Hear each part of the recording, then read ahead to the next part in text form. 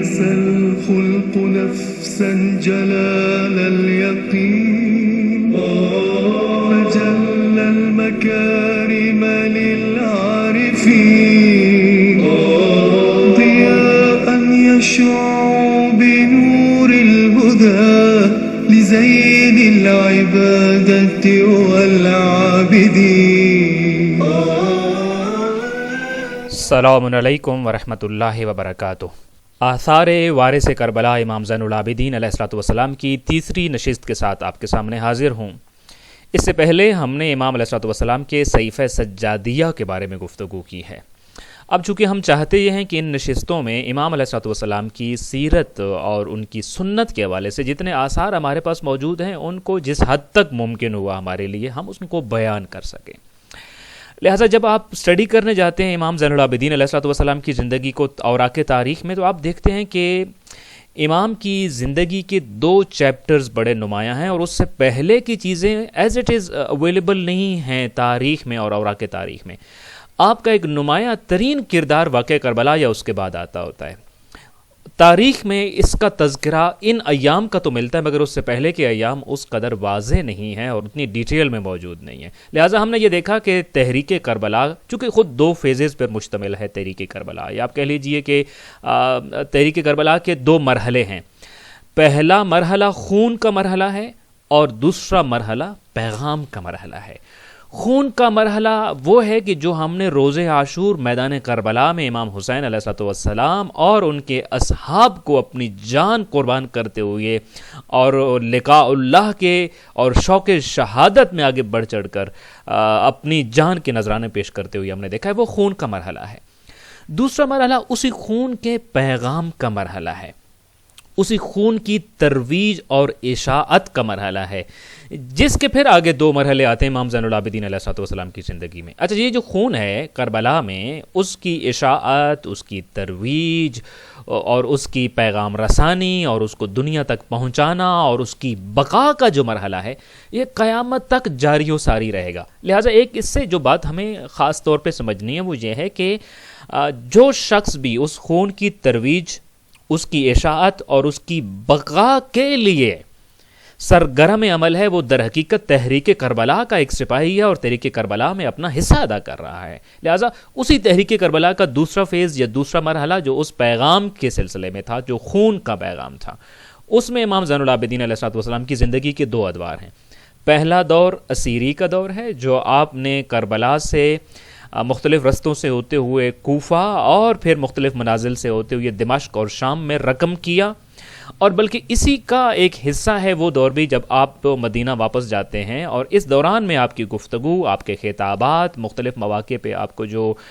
گفتگو کرنے کا موقع ملا اور جس طریقے سے آپ نے اس پیغام کو پہنچایا ہے، یہ آپ کی زندگی کا سب سے نمایاں ترین دور ہے.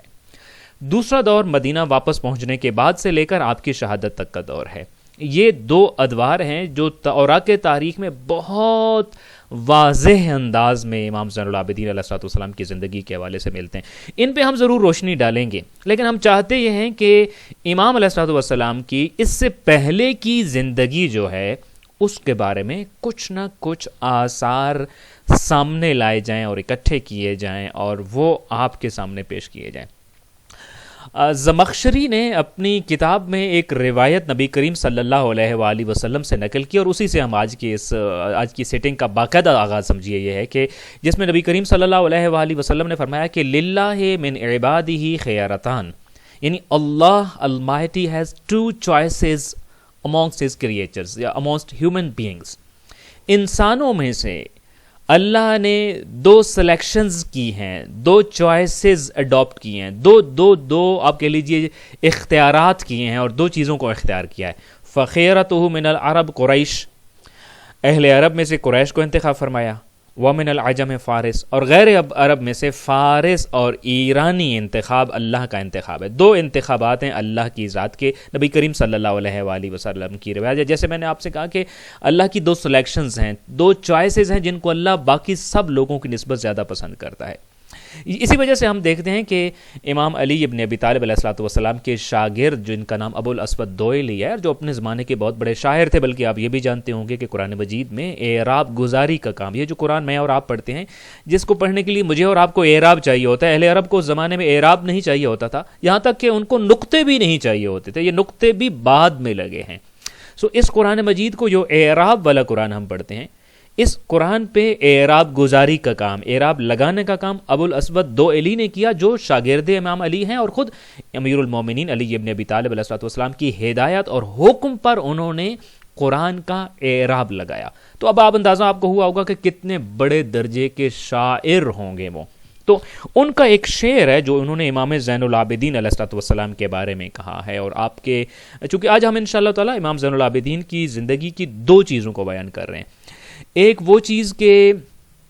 جو امام زین العابدین علیہ السلام کو حسب و نسب میں ملی، اور ایک وہ چیز کو جو امام میرے اور آپ کے لیے چھوڑ کر گئے اور میرے اور آپ کے لیے ریکمینڈ کر کے گئے ہیں۔ ان دو چیزوں پہ انشاءاللہ کوشش ہوگی اس ٹائم میں جتنا ہم سے ہو سکا ہمیں اس پہ بات کریں۔ تو ابو الاسود دوئلی امام زین العابدین علیہ السلام کے حوالے سے ایک شعر کہتے ہیں، اور اس شعر میں وہ کہتے ہیں کہ ان غلاما بین کسری و ہاشم لأکرم من نیتت علیہ التمائم، کہ وہ بچہ جو کسریٰ اور ہاشم کے خاندانوں کے اشتراک سے پیدا ہوا، لأکرم من نیتت علیہ التمائم، یہ وہ ہستی ہے اور یہ وہ بچہ ہے کہ جس میں ساری شرف اور فضیلتیں تمام ہو جاتی ہیں، اس سے بڑی فضیلت اور پھر شرف کوئی باقی بچتا نہیں ہے کہ جس کی طرف انسان دیکھے کہ فلاں شرف کی کمی رہ گئی ہے اس بچے میں۔ اسی لیے امام زین العابدین علیہ السلام کو ابن الخیرتین کہا جاتا ہوتا ہے۔ لہذا لوگ جب امام زین العابدین علیہ السلام کو پکارتے تھے تو تاریخ کے اوراق میں یہ ملتا ہے کہ وَكَانَ يُقَالُ لِعَلِيِّ ابن الحسین علیہ السلام ابن الخیرتین۔ لوگ معاشرہ امام زین العابدین علیہ السلام کو کس نام سے پہچانتا اور جانتا تھا؟ ہمارے پاس امام کے بہت سارے نام ہیں، سجاد ہے، زین العابدین ہے، سید الساجدین ہے، ذو الصفنات ہے، عابد ہے، لیکن ایک اور لقب اور ایک اور نام جو لوگوں کے ہاں مشہور تھا وہ ابن الخیرتین تھا۔ فخیرت اللہ من العرب ہاشم و من العجم فارس، یعنی اللہ نے اہل عجب میں سے فارس کا انتخاب فرمایا اور عربوں میں سے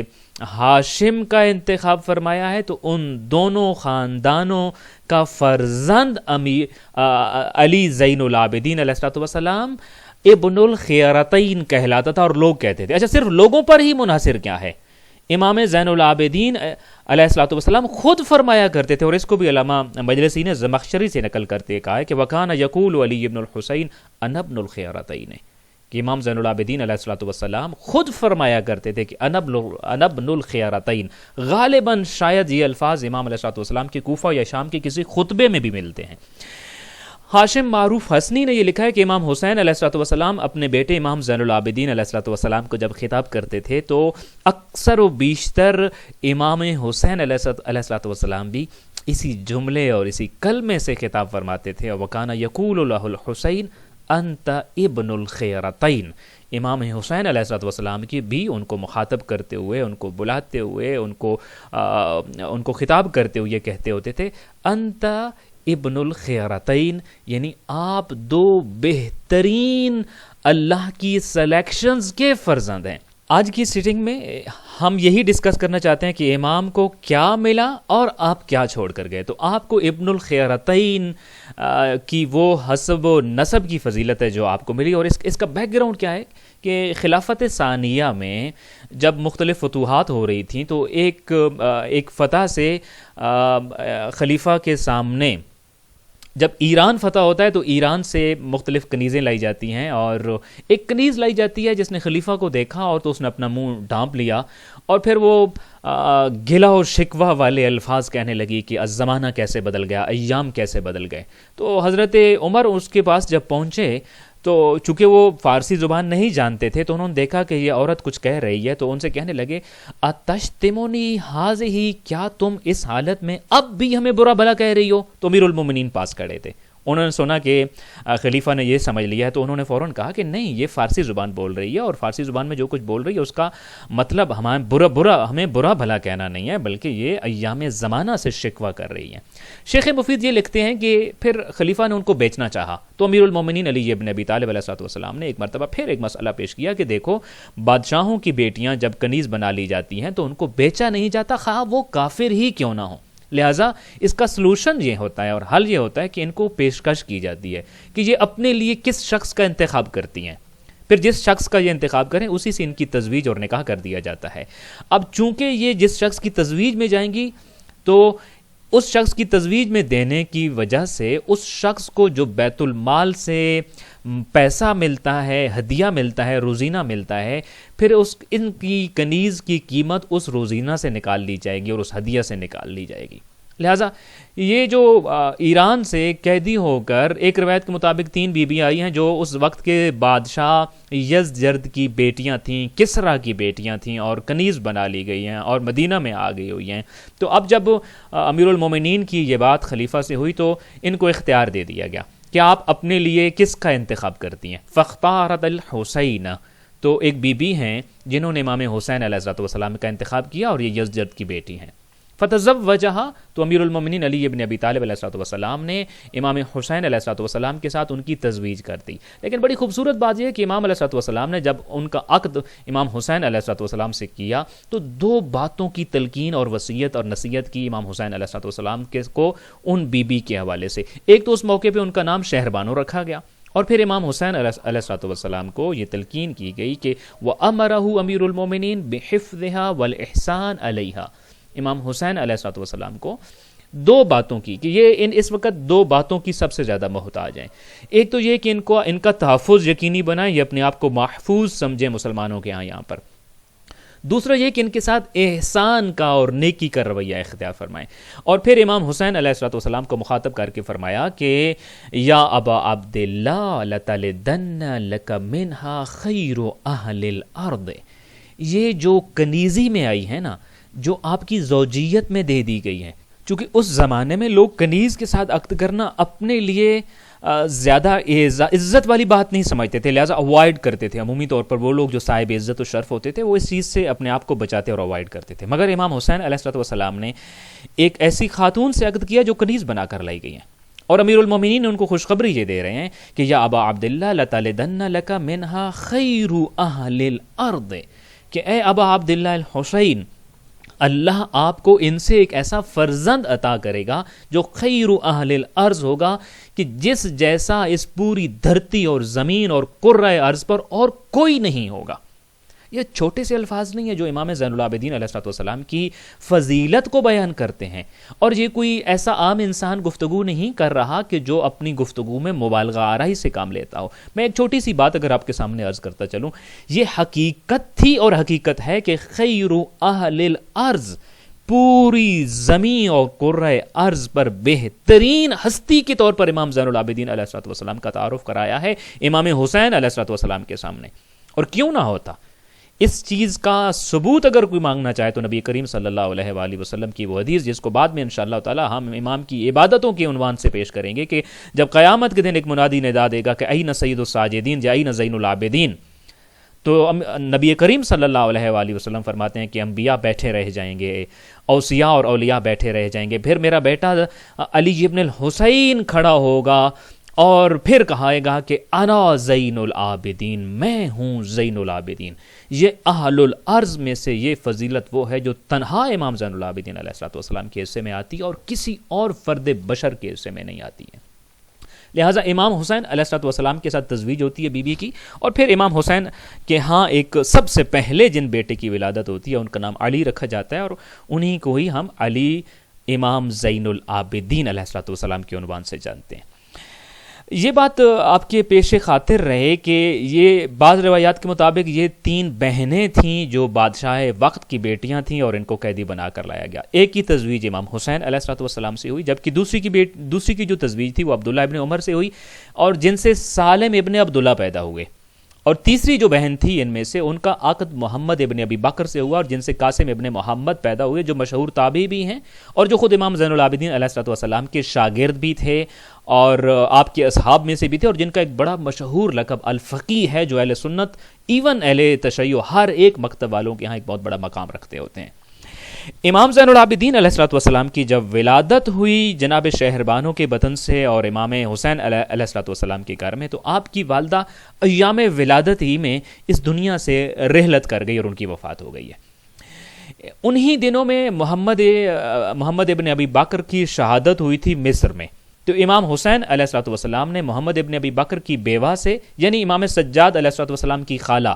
سے تزویج فرمائی ان کی عدت مکمل ہونے کے بعد، جو کہ خود قاسم ابن محمد کی والدہ تھیں، جیسا میں نے ابھی آپ کے سامنے بیان کیا۔ امام زین العابدین علیہ الصلوۃ والسلام انہی کی زیر سایہ پروان چڑھے، اور پھر انہوں نے یعنی جو آپ کی خالہ تھیں جو بعد میں امام حسین علیہ الصلوۃ والسلام کی تزویج میں آئی ہیں، انہوں نے امام علیہ الصلوۃ والسلام کی پرورش فرمائی ہے۔ اس ساری گفتگو میں ایک بات تو آپ کے سامنے یہ عرض کی ہے کہ امام حسین علیہ الصلوۃ والسلام کے گھر میں پیدا ہونے والے اس امام کے بارے میں امیر المومنین علی ابن ابی طالب علیہ الصلوۃ والسلام کا وہ فرمان کہ جو آپ نے امام حسین علیہ الصلوۃ والسلام سے فرمایا تھا کہ اس گھر کے اندر جو بیٹا پیدا ہوگا وہ خیر اہل الارض ہوگا، اور نبی کریم صلی اللہ علیہ وآلہ وسلم کا وہ فرمان جو آپ کے سامنے سنایا کہ اللہ کی دو سلیکشنز ہیں، اس کائنات میں اس سے بڑے خاندان کوئی نہیں ہے۔ اہل فارس اور عجم میں سے اہل فارس سے بڑا کوئی خاندان نہیں ہے، عرب میں سے ہاشم سے بڑا کوئی خاندان نہیں ہے۔ ان دونوں خاندانوں کا فرزند ارجمند امام زین العابدین علیہ الصلوۃ والسلام ہے۔ دوسری چیز جو آپ کے سامنے عرض کرنا چاہتا ہوں کہ امام کی والدہ آپ کے ولادت کے ایام میں اس دنیا سے رخصت ہو گئی۔ راوی یہ کہتا ہے کہ میں امام زین العابدین علیہ الصلوۃ والسلام کے پاس گیا اور میں نے امام سے گلہ اور شکوہ کیا۔ میں نے کہا مولا، میں نے سنا ہے کہ آپ اپنی والدہ کے ساتھ کھانا نہیں کھاتے ہیں، ان کے ہمراہی میں بیٹھ کر کھانا نہیں کھاتے ہیں، جبکہ وہ چاہتی ہیں کہ وہ ایک دسترخوان پر بیٹھ کے آپ کے ساتھ کھانا کھائیں۔ اور پھر ہم یہ بھی دیکھتے ہیں کہ آپ کی سیرت انت ابر الناس، آپ لوگوں میں سب سے زیادہ نیکوکار، زاہد، عابد ہیں۔ مولا پھر یہ ان اپنی اماں کے ساتھ یہ رویہ، اپنی والدہ کے ساتھ یہ رویہ کیوں ہے؟ میرا اپنا ذہن یہ کہتا ہے کہ شاید راوی کے ذہن میں یہ بات ہو کہ چونکہ آپ کی حقیقی والدہ اس دنیا سے رخصت ہو گئی تھیں اور یہ آپ کی حقیقی والدہ نہیں ہیں بلکہ آپ کی خالہ تھیں جو آپ کے والد کی زوجیت میں آئیں، لہٰذا امام زین العابدین علیہ الصلوۃ والسلام شاید اس عنوان کی وجہ سے ان کا اتنا زیادہ قرب یا ان کو اتنا چاہتے نہ ہوں، مگر حقیقتاً امام علیہ الصلوۃ والسلام کا جواب پڑھ کر انسان کی آنکھیں کھل جاتی ہیں اور روح کانپ جاتی ہے کہ ماں کا مقام کیا ہے انسان کی زندگی میں۔ امام علیہ الصلوۃ والسلام نے فرمایا کہ تو نے بالکل ٹھیک سنا ہے، میں اپنی والدہ کے ہمراہ ایک ہی دسترخوان پہ بیٹھ کے کھانا نہیں کھاتا ہوں۔ کیوں؟ لأنی اکرہ ان تسبق یدی الی ما سبقت الیہ عینھا۔ اللہ اکبر۔ فرمایا مجھے یہ بات پسند نہیں ہے کہ میں اس لقمہ کی طرف ہاتھ بڑھاؤں کہ جس کی طرف میری والدہ کی آنکھیں پہل کر چکی ہوں۔ فَأَكُونَ آقًا لَهَا۔ اللہ اکبر۔ یعنی میں یہ بھی نہیں چاہتا کہ جس لقمہ کی طرف میری والدہ کی نگاہ ہو اور جس کی طرف ابھی ہاتھ انہوں نے نہ بڑھایا ہو، مگر ہاتھ بڑھا کر جس جگہ سے وہ روٹی کا لقمہ توڑنا چاہتی ہیں اس کی طرف ان کی نگاہ انتخاب ٹھہر جائے اور زین العابدین کا ہاتھ آگے بڑھے اور وہ لقمہ توڑ کر خود تناول فرما لے، تو یہ امام زین العابدین علیہ السلام فرماتے ہیں کہ یہ جسارت اپنی والدہ کے سامنے، اور والدہ بھی حقیقی والدہ تو فوت ہو گئی، والد کی زوجیت میں آنے والی والدہ جو اس عنوان سے والدہ ہیں، ان کے سامنے یہ جسارت کرنا، فَأَكُونَ آقًا لَهَا، میں نافرمان شمار ہو جاؤں گا ان کا، یہ نافرمانی شمار کرتا ہوں میں پھر فَأَكُونَ آقًا لَهَا، میں آنکھ ہو جاؤں گا، میں آنکھ ہو جاؤں گا۔ مگر جب آپ نے یہ دیکھا کہ یہ بات اب لوگوں تک پہنچی ہے اور لوگ اس کو ایک نیگیٹو اینگل سے دیکھ رہے ہیں، تو پھر روایت میں یہ ملتا ہے کہ امام علیہ السلام نے پھر اس کا حل کیا۔ آپ علیہ السلام اس کے بعد پھر کیا کرتے؟ اپنی والدہ کے ہمراہ کھانا تناول فرماتے تھے، مگر ایک طبق میں جس میں کھانا لایا جاتا تھا اس کو کسی کپڑے سے ڈھانک دیا جاتا تھا تاکہ امام علیہ السلام جس لقمے کو توڑنا چاہتے ہیں اس لقمے کی طرف نگاہ انتخاب امام کی والدہ کی نہ پڑی ہو۔ لہٰذا اس کپڑے کے نیچے سے ہاتھ لے جاتے اور کپڑے کے نیچے سے ہاتھ لے جانے کے بعد اپنا لقمہ توڑتے اور پھر اس طریقے سے آپ تناول فرماتے تھے. یہ وہ بات ہے جو ایک والدہ کے حقوق کے بارے میں امام زین العابدین علیہ الصلوۃ والسلام سے ہی منقول ہے کہ امام علیہ الصلوۃ والسلام اپنی والدہ کے ساتھ کیا سلوک کرتے تھے. اچھا، ابھی تک ہم نے جو ساری گفتگو کی، بظاہر ہماری گفتگو اس روش کی ہوتی نہیں ہے کہ ہم روایی چیزوں کو لے آ کر روایات کو پڑھتے چلے جا رہے ہیں، بلکہ ہم کوشش کرتے ہیں انالیسس کریں، اور انالیسس بھی وہ کریں جس میں ہمارے سیکھنے کے لیے کچھ چیز ہو اور ہم اپنے سیکھنے کے ٹارگٹس طے کریں کہ ہم نے ان چیزوں سے کیا سیکھنا ہے. تو ہم نے ابھی تک امام علیہ الصلوۃ والسلام کی والدہ کے فارس کی بادشاہ کی بیٹی ہونے پر اتنی دیر کیوں بات کی ہے، جبکہ یہ ایک بظاہر تو ایک عام سی بات ہے جس میں امام علیہ الصلوۃ والسلام کا ذاتی کوئی انوالومنٹ نہیں ہے، کوئی کردار نہیں ہے. میں ایک اور مثال آپ کے سامنے پیش کرتا ہوں. ایک شاعر ہے جس کا نام مہیار دیلمی ہے. وہ ایران سے یا فارس سے تعلق رکھتا تھا اور ابتدائی طور پر مجوسی مذہب کا ماننے والا تھا، اور اس کا خاندان ایک عام ایرانی خاندان تھا، اور کوئی شاہی خاندان بھی نہیں تھا اور کوئی زیادہ عزت مند قسم کا خاندان بھی نہیں تھا، کسی عام خاندان کا فرد تھا.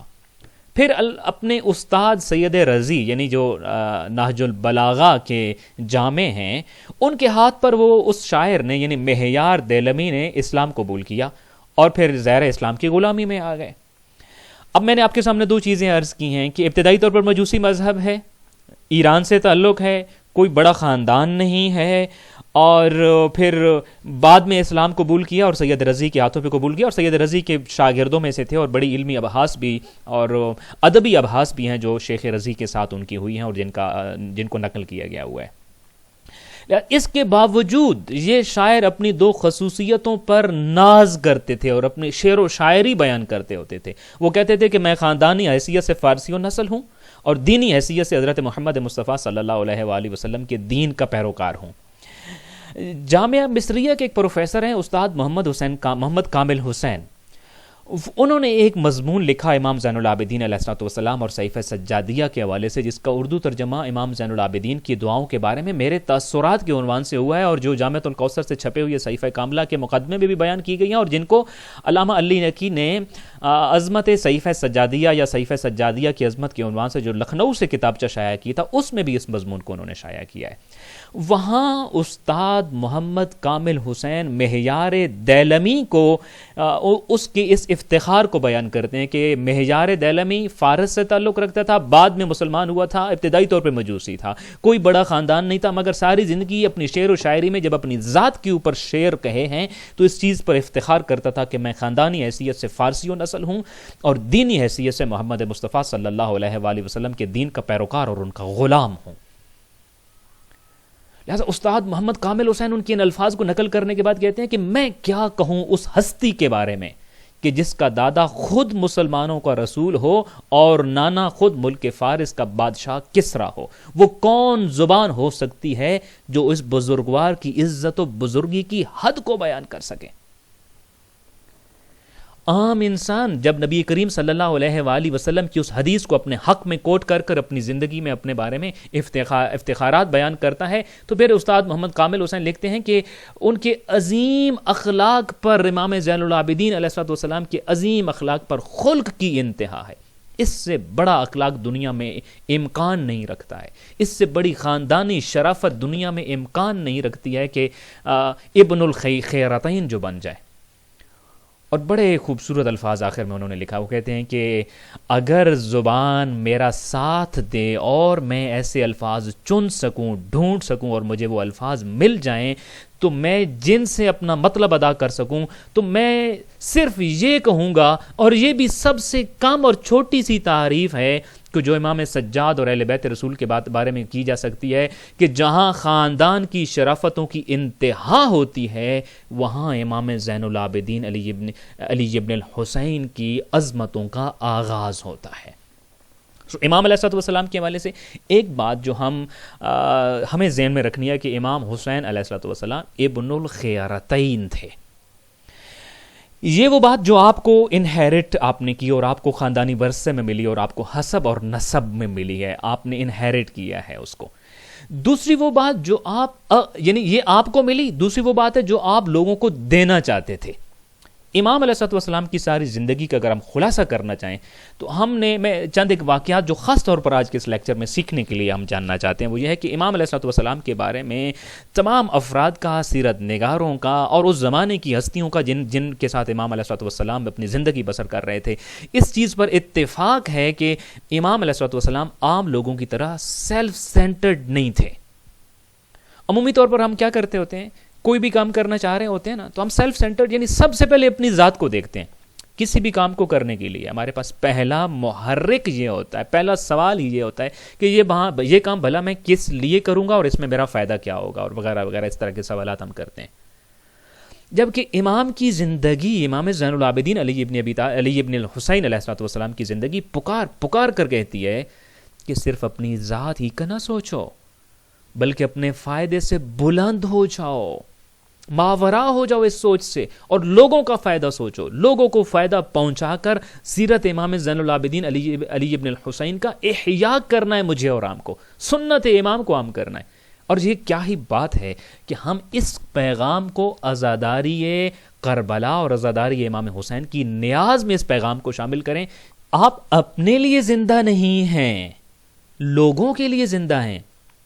کمال یہی ہے، اپنے لیے تو ہر کوئی جیتا ہے، لوگوں کے لیے جیا جائے، اور یہ کمال ہم نے سیرت امام زین العابدین علیہ الصلوۃ والسلام سے سیکھنا ہے۔ عمر ابن عبدالعزیز کی ایک محفل میں امام علیہ الصلوۃ والسلام ایک مرتبہ شریک تھے۔ جب امام اٹھ کر چلے گئے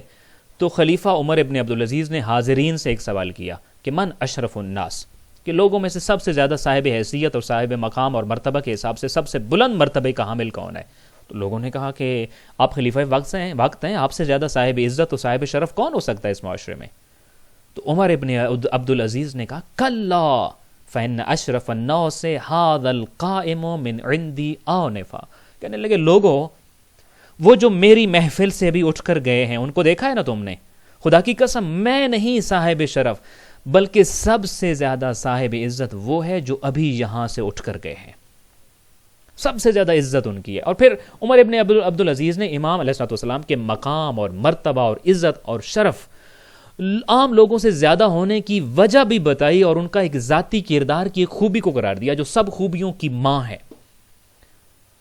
انہوں نے کہا کہ میں بتاؤں کہ زین العابدین اس معاشرے میں سب سے زیادہ ریسپیکٹفل پرسن کیوں ہیں، سب سے بڑی عزت کے حامل کیوں ہیں؟ اس لیے کہ من احب الناس ان یکونوا منہ وَلَمْ يُحِبَّ أَن يَكُونَ مِنْ أَحَدٍ، دو ترجمے کیے گئے ہیں اس جملے کے، اور دونوں ترجمے ہو سکتے ہیں اور دونوں امام زین العابدین علیہ الصلوۃ والسلام کی شخصیت پہ فٹ بیٹھتے ہیں۔ پہلا ترجمہ یہ ہے کہ عمر ابن عبدالعزیز کہنے لگے کہ یہ وہ شخصیت ہے جن کی خواہش، چاہت اور مرضی یہ ہوتی ہے کہ لوگ ان سے نفع حاصل کریں اور لوگ ان سے فائدہ اٹھائیں۔ یہ نہیں چاہتے کہ کسی سے کچھ ان کو بھی ملے، بلکہ یہ چاہتے ہیں کہ سارا فائدہ لوگوں کے لیے عام کیا جائے۔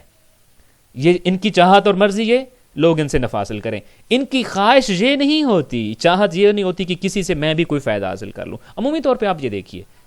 ہمارا عمومی رویہ کیا ہے، ہر کام میں ہماری اگر کسی چیز میں بھی کام میں انٹرسٹ آ جاتا ہے، اس کا ریزن یہ ہوتا ہے ہمیں اس کے اندر فائدہ نظر آ رہا ہوتا ہے۔ وہ کام جس کی طرف مجھے بلایا جائے اور جس میں میرا ذاتی کوئی فائدہ نہ ہو، لوگوں کا بے شک جتنا مرضی فائدہ ہو رہا ہو، میرا پہلا سوال یہ ہوگا کہ وائی آئی، میں اس کام میں کیوں جاؤں، وائی می؟ کیا آپ مجھے جو کہتے ہیں کہ میں یہ کام کروں، اس میں مجھے کیا بینیفٹ ملے گا، مجھے کتنا پروفٹ ملے گا؟ مجھے تو اس کام میں کوئی بینیفٹ نہیں مل رہا، کوئی پروفٹ نہیں مل رہا، کوئی فائدہ نہیں نظر آ رہا، تو اس کام میں آپ مجھے کیوں گھسیٹنا چاہتے ہیں؟ لوگوں میں جو امام زین العابدین علیہ الصلوۃ والسلام کا تعارف تھا، اور جو میرے اور آپ کے لیے سیرت امام زین العابدین علیہ الصلوۃ والسلام کو اپنانے کے لیے سب سے بڑی وجہ ہے، ہر کوئی بھی کام کرنے سے پہلے یہ مت سوچو تمہارا کیا فائدہ ہے۔ تمہاری کسی کام کو کرنے یا نہ کرنے کی سلیکشن کا معیار یہ ہونا چاہیے کہ اس میں لوگوں کی بھلائی ہے یا نہیں۔ سیلف سینٹرڈ پوری دنیا ہوتی ہے، دنیا سے ہٹ کر چند افراد ہیں، میں جس کو انشاءاللہ بعد میں چند ایک دیگر ایگزامپلز کے ساتھ بھی آپ کے سامنے پیش کرتا ہوں۔ ایک معنی تو اس کا یہ ہے۔ دوسرا معنی یہ ہے کہ دنیا میں بہت سارے لوگ ایسے ہوں گے جو چاہتے ہوں گے کاش وہ امام سجاد کی طرح ہوتے، مگر دنیا میں کوئی ایسا نہیں ہے جس کے بارے میں امام سجاد یہ کہیں کہ کاش میں اس کی جگہ پر ہوتا، اس جیسا ہوتا۔ آج کے زمانے میں، یعنی عمر ابن عبدالعزیز کے زمانے میں، دنیا میں کوئی ایسا فرد نہیں جس کے بارے میں امام خواہش کر سکتے کاش میں ویسا ہوتا۔ دنیا میں بہت لوگ ایسے تھے جو امام کو دیکھ کر خواہش کرتے تھے کاش میں ویسا ہوتا، ان یکونوا منہ، کاش وہ ان جیسے ہوتے۔ یہ کردار امام زین العابدین علیہ الصلوۃ والسلام ہے۔ امام حسن مجتبی علیہ السلام کے پوتے ہیں جو جناب حسن مصنع کے بیٹے ہیں، اور ان کا نام جناب عبداللہ ہے۔ یہ فاطمہ بنت حسین کے فرزند تھے۔ وہ روایت کرتے ہیں کہ میری ماں مجھے اپنے ماموں امام زین العابدین علیہ السلام کی صحبت میں اور ان کی محفل میں بیٹھنے کا اکثر کہتی ہوتی تھیں۔ کانت امی فاطمہ بنت حسین تامرنی ان اجلس الی خالی علی ابن الحسین، مجھے کہتی تھیں کہ میں اپنے ماموں کے محفل میں بیٹھا کروں اور استفادہ کیا کروں۔ پھر وہ خود کہتے ہیں فما جلست الیہ قط، میں جب کبھی بھی امام علیہ السلام کی محفل میں گیا، میں پہلے آپ کے سامنے عرض کر چکا ہوں کہ یہ عنوان آج کا ہم یہ ڈسکس کر رہے ہیں کہ امام نے اپنے خاندانی حسب اور نسب لیا کیا اور لوگوں کو دیا کیا۔ عمر ابن عبدالعزیز ایک وہ شخص جس کا خاندان اہل بیت سے تعلق نہیں ہے اور بہت ہی کمال کی شخصیت اور سیرت کے حامل فرد گزرے ہیں تاریخ میں، وہ یہ کہتے ہیں کہ امام کا تعارف یہ ہے لوگوں کو فائدہ پہنچانے والی ہستی۔ اب ذرا جناب عبداللہ ابن حسن مجتبی کی یہ روایت، وہ کہتے ہیں میں جب بھی اپنی ماں کے کہنے پر امام کی محفل و مجلس میں جا کر حاضر ہوتا، ممکن نہیں تھا کہ میں آپ کی محفل میں جاؤں اور کوئی بھلائی کی، کوئی خیر اور خوبی کی چیز کر ساتھ لے کر نہ آؤں۔ اما خشیۃ للہ تحدث فی قلبی لما ارا من خشیت ہی للہ تعالی، یا تو پھر میں خوف خدا لے کر آتا اس لیے کہ میں دیکھتا تھا کہ ان کے وجود میں خوف خدا کو محسوس کر کے میں اپنے وجود میں خوف خدا محسوس کرنے لگ پڑتا تھا، یا پھر علمی استفادہ کر کے آتا تھا۔ سو امام ایک شخصیت ہیں جس سے اپنا ملا تو بھی استفادہ کرتا ہے، غیر ملا تو بھی استفادہ کرتا ہے۔ جس کسی نے بھی امام علیہ السلام کے ساتھ ملاقات کی ہے، لوگوں کی سلیکشن امام زین العابدین علیہ السلام اس لیے تھے کہ وہ لوگوں کے فائدے کے لیے، بلکہ امام خود دیکھیں، ایک اور بات میں آپ کے سامنے اگر عرض کروں کہ لوگ تو امام زین العابدین علیہ السلام کو اس لیے چاہتے تھے کہ امام لوگوں کے فائدے کی بات کر دیں۔ امام کس کو چاہتے تھے اس معاشرے میں؟ روایات میں ملتا ہے کہ ایک غلام ہے جن کا نام زید ابن اسلم ہے، اور یہ علماء میں سے بھی تھے، تابعین میں سے تھے۔ جب امیر المومنین نے یمن فتح کیا تھا تو وہاں سے یہ غلامی کے طور پر کیپچر ہو کر آئے تھے، اور پھر نبی کریم صلی اللہ علیہ وآلہ وسلم کے ساتھ کچھ عرصہ غلامی میں بھی رہے ہیں۔ بعد میں ان کو خلیفہ اول کے زمانے میں خلیفہ ثانی نے ان کو خرید لیا تھا، اور نبی کریم صلی اللہ علیہ وآلہ وسلم کی وفات کے بعد یہ مسلمان ہو گئے تھے۔ اسی وجہ سے ان کو صحابہ کی بجائے تابعین میں شمار کیا جاتا ہے۔ یہ سیاہ فام بھی تھے، غلام بھی تھے، اور ان کو اتنا اس حساب سے آپ کہہ لیجئے کہ اہل عرب نہیں تھے۔ لیکن یہ روایات میں ملتا ہے کہ امام زین العابدین علی ابن ابی طالب مسلمان ہونے کے بعد یہ امام زین العابدین علیہ السلام کے شاگردوں میں سے بھی ہیں۔ کتب تاریخ میں نقل ہوا ہے کہ امام علیہ السلام جب مسجد مدینہ میں تشریف لے آتے تو کئی مرتبہ ایسا ہوتا کہ امام مسجد میں آتے اور پھر لوگوں کے درمیان سے گزرتے جناب زید ابن اسلم کے پاس جا کر بیٹھ جاتے، اور وہاں پہ جا کر ان سے محو گفتگو ہو جاتے۔ آپ کے ایک اور شاگرد بھی ہیں اور صحابی بھی ہیں، نافع ابن جبیر، وہ اس بات کا بڑا برا مناتے تھے۔ ایک مرتبہ خود امام علیہ السلام سے کہنے لگے کہ اللہ آپ کی مغفرت کرے، آپ دیکھیں کہ آپ لوگوں کے سردار ہیں، آپ لوگوں کے امام ہیں، آپ امام وقت ہیں، اور میں دیکھتا ہوں کہ جب آپ مسجد میں تشریف لے آتے ہیں تو آپ سب لوگوں کو چھوڑ کر اہل علم کو چھوڑ دیتے ہیں، قریش کو چھوڑ دیتے ہیں، بنو ہاشم کو چھوڑ دیتے ہیں، بلکہ سب لوگوں کے اندر سے گزرتے ہوئے، اور عربی الفاظ کا ترجمہ تو یہ بنتا ہے کہ سب لوگوں کی گردنوں کو پھلانگ کر ایک سیاہ فام غلام کے پاس جا کر بیٹھک کرتے ہیں اور ان کے پاس بیٹھ جاتے ہیں اور ان سے گفت و شنید کرتے ہیں۔ اس کی کیا وجہ ہے؟ اہل شرف بیٹھے رہ جاتے ہیں، اپنے قبیلوں کے رؤساء بیٹھے رہ جاتے ہیں، اصحاب بیٹھے رہ جاتے ہیں، آپ اپنے ایک شاگرد، ایک سیاہ فام شاگرد، ایک غلام کا انتخاب کرتے ہیں، لوگوں کے اندر سے ایک تو ہوتا ہے کہ ابتدا میں بیٹھے تھے، لوگوں کے اندر سے گزر کر ان کا انتخاب کیوں کرتے ہیں؟ یہ آپ کے شایان شان نہیں ہے، یہ مناسب نہیں ہے آپ کے لیے۔ امام علیہ السلام نے نافع ابن جبیر کو جواب دیا کہ علم جہاں کہیں بھی ہو اسے محسوس کر لیا جاتا ہے، حالانکہ وہ تو غلاموں میں سے ہیں، اور میں اس لیے ان کے پاس جاتا ہوتا ہوں کہ میں ان سے وہ باتیں سننا چاہتا ہوں جس سے اللہ ہم سب کو فائدہ پہنچائے۔ آپ تو امام وقت تھے اور معصوم تھے، اور کسی کے سامنے زانو تلمذ طے کرنے کی آپ کو کوئی ضرورت نہیں تھی اور نہ ہی آپ نے کی، لیکن گویا کہ لوگوں کو بتا رہے تھے کہ اگر تم جا کر زید ابن اسلم کی صحبت میں بیٹھو گے تو وہ تمہیں ایسی باتیں بتائیں گے جس سے اللہ تمہارا فائدہ کرے گا، لہٰذا میرے بھی ان کے پاس بیٹھنے کا مقصد یہ ہوتا ہے کہ میرے ساتھ بھی گفت و شنید کرتے ہوئے وہ سیلف سینٹرڈ انسان نہیں ہے۔ امام زین العابدین گفتگو کرنے کے لیے، محفل میں بیٹھنے کے لیے، صحبت کرنے کے لیے، گفتگو اور گپ شپ کے لیے اگر کسی شخص کا انتخاب کرتے ہیں تو زید ابن اسلم کا، بنیاد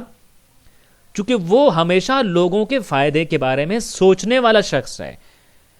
لہذا امام خود بھی ہر وقت ہمہ وقت ایک چیز جو اگر آپ سوچ سکیں کہ امام زین العابدین علیہ الصلوۃ والسلام کیا کرتے تھے،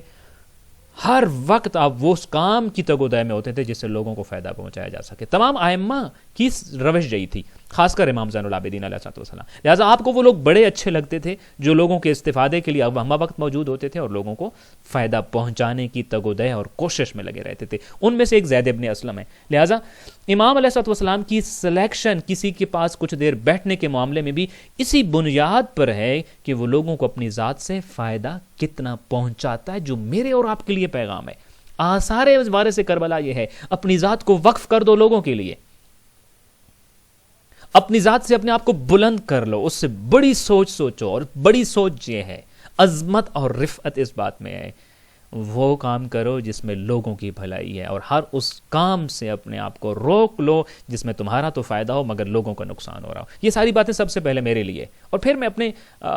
معزز ویورز کے لیے، لسنرز کے لیے، کہ ہمیں کربلا کو اسٹڈی کرتے ہوئے، وارث کربلا کو اسٹڈی کرتے ہوئے سیکھنا ہے کچھ، اور سیکھ کر اپنی سیرت کے اندر اپنانا ہے۔ امام زین العابدین علیہ السلام کی زندگی کا سب سے بڑا چیپٹر لوگوں کی بھلائی کے لیے اپنے آپ کو وقف کرنا ہے۔ ابن شہاب زہری لکھتے ہیں کہ میں نے اس کائنات میں امام زین العابدین کے علاوہ اور کوئی فرد نہیں دیکھا کہ جس کے جانی دشمن بھی ان کا لحاظ کرتے ہیں، عزت کرتے ہیں، احترام کرتے ہیں۔ کیوں؟ وَهُوَ لِشِدَّةِ مُدَارَتِهِ لَهُ يُدَارِي ہے، اس لیے کہ امام اپنے دشمنوں کو بھی فائدہ پہنچانا چاہتے ہیں۔ یہ اس کے فرزند ہیں جو آخری الوداع میں حضرت زینب سلام اللہ علیہ کے سامنے جس کی آنکھوں سے آنسو رواں ہوئی اور بہن نے پوچھا کہ ما یبکیک یا حسین، کہ حسین بھیا روتے کیوں ہو، تو آپ نے در خیمہ سے سامنے نظر آنے والی فوج یزید کی طرف اشارہ کرتے ہوئے کہا تھا انی ابکی لہم سیدخلون النار، میں ان کے لیے رو رہا ہوں، صبح سے خطبے دے رہا ہوں، سمجھا رہا ہوں کہ جس رستے پہ تم جا رہے ہو وہ جہنم کو جا رہا ہے، اور اب اس نتیجے پہ پہنچا ہوں یہ جہنم سے خود کو بچانے کے لیے تیار نظر نہیں آتے، انی ابکی لہم، میں ان کی آخرت دیکھ کر ان کے لیے رو رہا ہوں۔ یہ اس کا فرزند ہے۔ اس لیے انشاءاللہ امام کی جو زندگی کا ایک بہت بڑا چیپٹر جس پہ انشاءاللہ ایک ہم پورا بوسٹر کریں گے، جس کے بارے میں آپ نے اپنے اس خطبے میں جو دربار میں دیا تھا، آپ نے کہا تھا کہ ہمیں 6 فضیلتیں اور 7 مقامات دیے گئے، ان میں سے ایک فضیلت اور ایک مقام جو تھا وہ حلم تھا، کہ امام وہ نہیں دیکھتے تھے جو آپ کو دشمن کی طرف سے ملا، بلکہ وہ سوچتے تھے جو آپ اپنے اپنوں کو بھی اور دشمنوں کو بھی عطا کر سکتے تھے، اور آپ نے ہر ایک کو پھر عطا کیا بھی صحیح۔ سو انشاءاللہ تعالی آج کے اس بوسٹر میں انشاءاللہ تعالی ہم نے یہ سیکھا کہ امام زین العابدین علیہ السلام نے اپنی ماں کے حقوق کو اس انداز میں بیان کیا کہ انسان کو دنگ کر کے رکھ دیا، کہ صرف یہی نہیں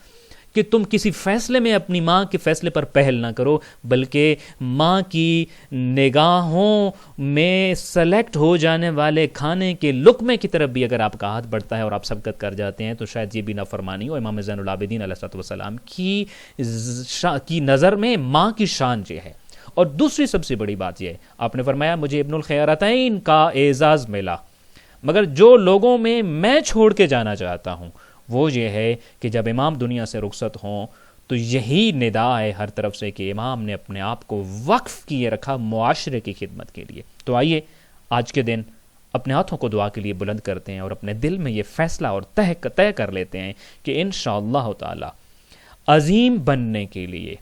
اس دنیا میں اپنے رب کو اپنے آپ سے راضی کرنے کے لیے انسانوں کی بھلائی ہی وہ واحد فارمولہ ہے جس سے خدا راضی ہوتا ہے۔ سو دعائے خالق کائنات ہمیں اپنی زندگی میں اپنے ماں باپ کی حقیقی مقام کو پہچان کر ان کا فرما بردار بننے کی توفیق نصیب فرمائے،